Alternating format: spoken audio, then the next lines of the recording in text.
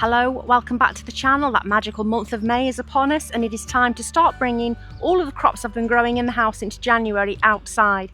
Slight problem is the greenhouses are full, so I need to start moving things out of the greenhouses so that I can bring those crops outside, and I'm going to start with the hanging baskets. Look at these. You saw me filling these up not long ago and they are absolutely thriving. I'm so thrilled with them. I'm not going to put them outside just yet. I think that's probably a little bit too risky, but I am going to hang them in the polytunnel instead.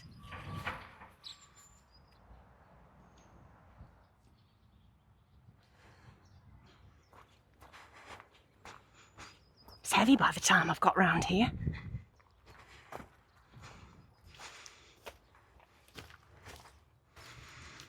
Right, just put that down a second. Now my plan for these baskets is to hang them down this end of the polytunnel a little bit more out of my way, and I have these metal S-hooks. I'm just going to put them over the crop bars. Hopefully they'll take the weight of these hanging baskets. There's one. Oh, looks like it. There you go. Look at that. And that's not particularly in the way, and they can just grow on in here, hang nicely until they're ready to go out in the garden. Oh, it smells gorgeous. Right. Here's the other one. Probably shouldn't have watered them this morning before I was bringing them across.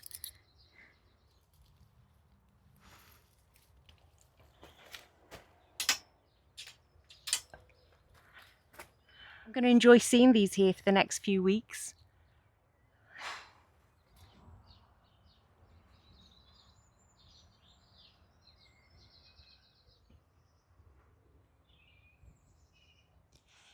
And the great thing about moving those hanging baskets into the polytunnel is my final peppers can now get out into this greenhouse, because this is the pepper greenhouse for summer. And these ones are really exciting. These are the last two to bring outside. I've just potted them up. This is jalapeno tiger, and look, it's already got a pepper on it. It's got beautiful variegated leaves as well. I really like this one. This is how shallow I am. This is my favourite because it looks pretty.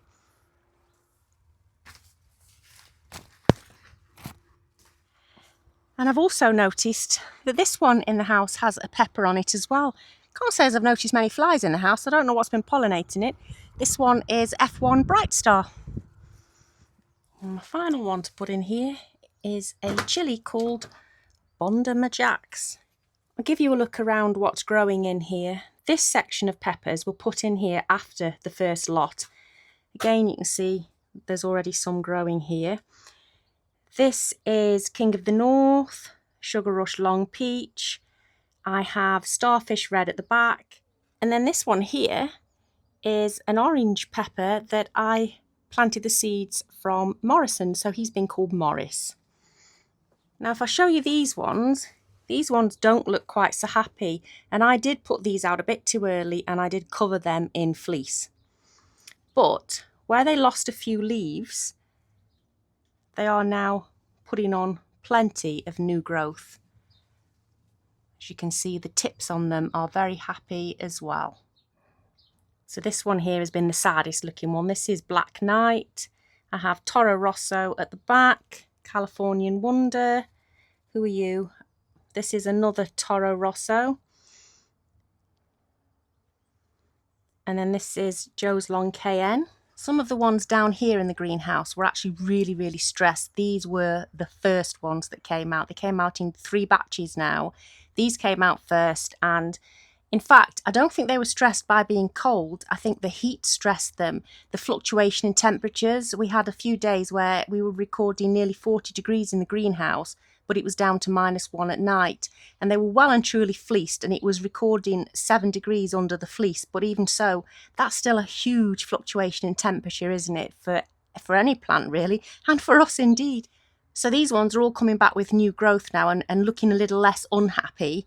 But yeah, they had a bit of a cold, hard shock, unfortunately. I just ran out of space, so unfortunately, they just had to come outside. It was a kind of a do or die. This one here with a catchy name is called Fadus AC 101B. It's got beautiful flowers, and again it does have some variegation in its leaves. Then we have the jalapeno tiger that I've already just shown you, that does have the variegated leaves. It looks a bit diseased, but honestly that's how it's supposed to be. King of the North, Buena Mulata, Californian Wonder. This is long yellow bullhorn. Then we have another Black Knight that is also putting out fruit, no doubt a sign of stress, but it is in a big pot now, so it's not pot bound. And then this is my final one, which is Jalapeno Mammoth. So there you go. That is my greenhouse pepper collection for 2024. I've only ended up with 19 chilies and peppers in the end. I don't think that is excessive at all. I think I've done really quite well there. Proud of myself. Now to keep them alive. Now I want to be brave and get some of these dahlias out, and I really need to put these first earlies outside now. They don't need to be in the greenhouse because I'm going to be having aubergines in this side of the greenhouse, and I just don't know whether it's okay to bring them out yet. I've looked at the forecast and there's nothing under 9 degrees until, I think it goes up till the 16th of May, so my head tells me they should be okay. So I might just be brave. This is my next job of the day, shoving a bit of liner in this planter so that I can fill it with soil, because this is where some of my dahlias are going to go, or a couple of them, hopefully, maybe even just one. I don't know how much room they need. This is a cloth liner, not plastic. Some of you have electric ones of these, but I'm a poor farmer's wife.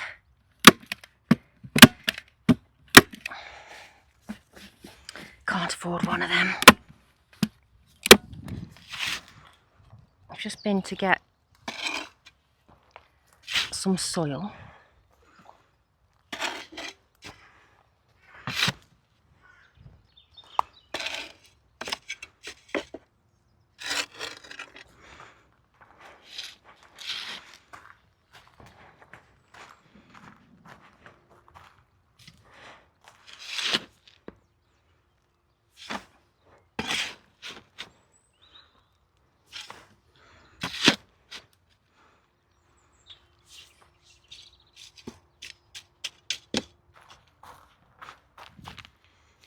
As this is just a topsoil blend from our local agricultural merchants, I'm just going to top up with a little bit of compost on top as a mulch, and when I plant the dahlias in here I'm going to put some fish blood and bone in.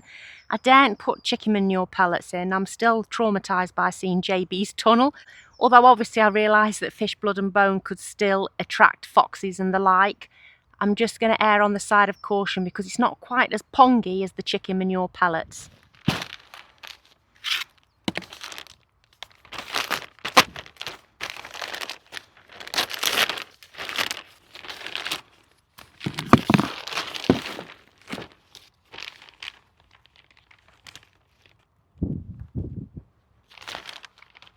Oh, quite like that there's a big lump of it.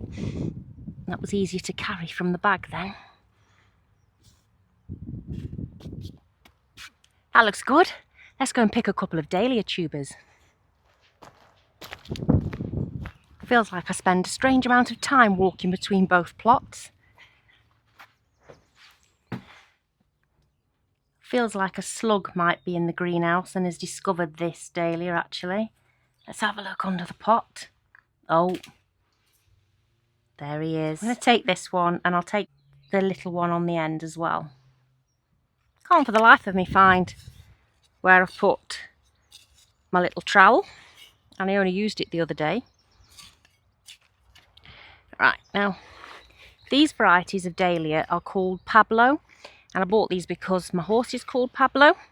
And these are a patio dwarf dahlia. They don't grow very big at all, sort of only about this big. So they'll be perfect to put in here. They're not going to grow too tall and look silly. Been rooting for a few weeks now. That's the first one in. It's in here. Look at the roots on that one. Pleased with the roots there.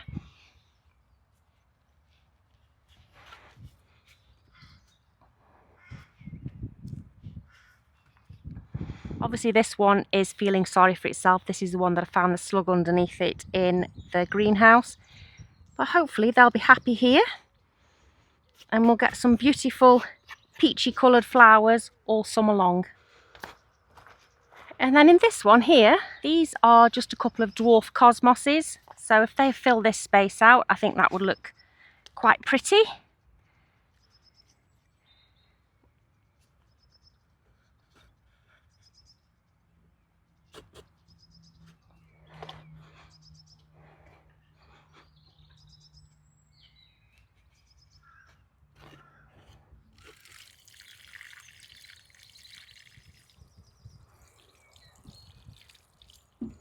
I don't think I'm as brave as I was hoping I was going to be, but I have brought one of my aubergines out as a test guinea pig. This one is F1 pinstripe, and if this survives, the other two can come out as well. For anyone interested, this is the tray of tomatoes that are sowed directly in the greenhouse. They've been potted on into here. They're looking okay, aren't they? So this is by comparison to ones that have been growing in the house. And I have to say, whilst these look obviously to be bigger and maybe initially more impressive, they're a lot weaker. So I'm not entirely certain that growing them in the house has been a good idea. So I have bought a test tray out just to see how they handle being overnight in the greenhouse at the moment. And if these do okay, I think I might be planting them all out in the polytunnel next week. Oh, that'll be next week's video. Next job is to get some beetroot planted out. It's really dying to get out. I need to cloche it because last year I suffered with beet leaf miner. So I'm going to cloche just half of this bed because I'm planning on putting dwarf beans this side where I have the runner beans over the archway as well. Now I don't have any more of the metal road pins, so I'm going to try these pecans and see if they will support the cloche hoops. Oh, nope. I'm going to vainly try again with these because these do at least have a pointy end on them.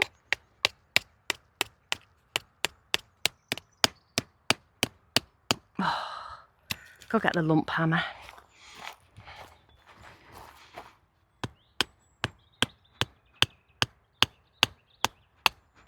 Oh, that's what it needed. A proper hammer, not a toffee hammer.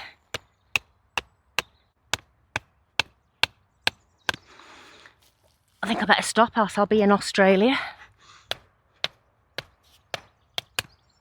Ow! That was my hand. Carry on, I'm not a footballer.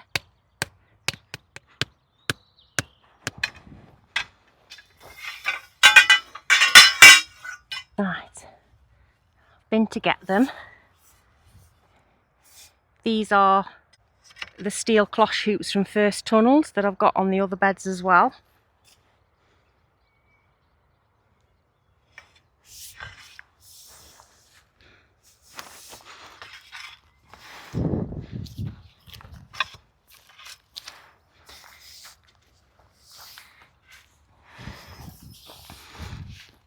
My beds are 1.2 metres wide, so these are the 1.2 metre wide cloche hoops. Last year I couldn't even get my beetroot out of the seedling stage. Even the baby seedling cotyledon leaves were being attacked by the beet leaf miner. So I'm not expecting it to be any better this year. That's it.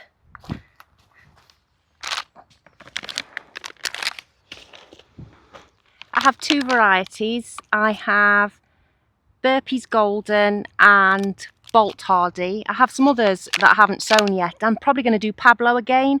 I bought that last year because, again, my horse is called Pablo.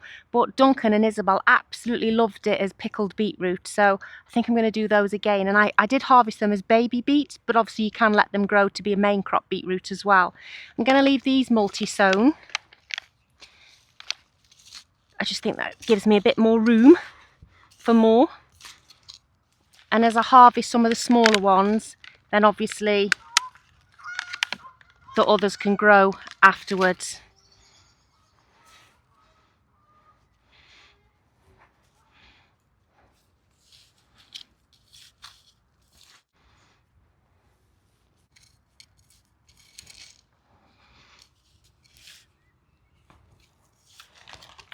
I watered them before I'm sowing them, but not entirely certain it did me any favours because it's still falling apart. Ooh.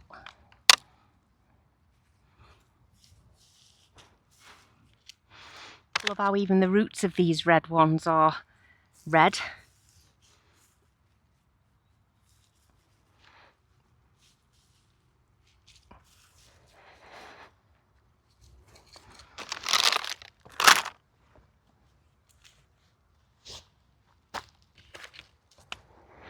Because I'm a complete and utter idiot, I didn't press record, so you haven't seen me do the other half of the bed, but that doesn't matter, you knew what I was doing.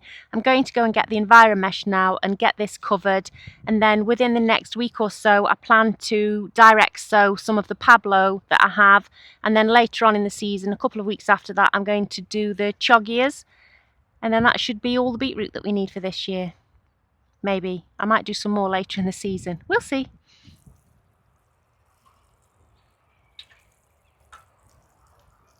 I hate this mesh. It is the worst thing in the world to work with, isn't it? Hopefully it'll be... Ooh, a bit worried it's not going to be long enough.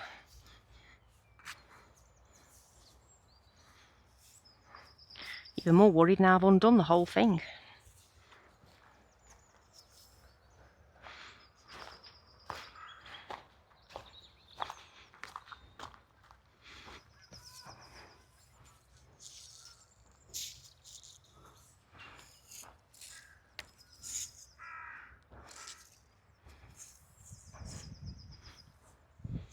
Right, I think we've established that it will fit. I'm just fixing the mesh to the wooden raised bed with some spring-loaded clips. I'm just going to gather the ends in. You have to make a bit of a bobble at the end. But what you may or may not have noticed is I don't have much hair. I don't make a very good ponytail.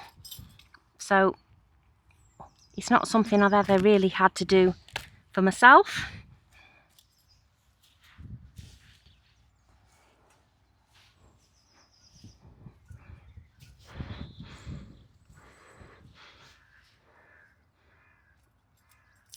Get the cable tie again. Wrap it round.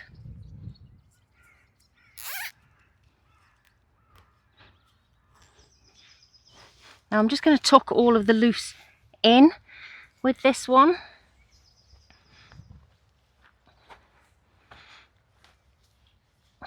Because I have bought enough that should do the whole bed, in theory. So if I just make a ball and wrap it up with another cable tie, hopefully, if I want to make a bigger one in the future, I should be able to.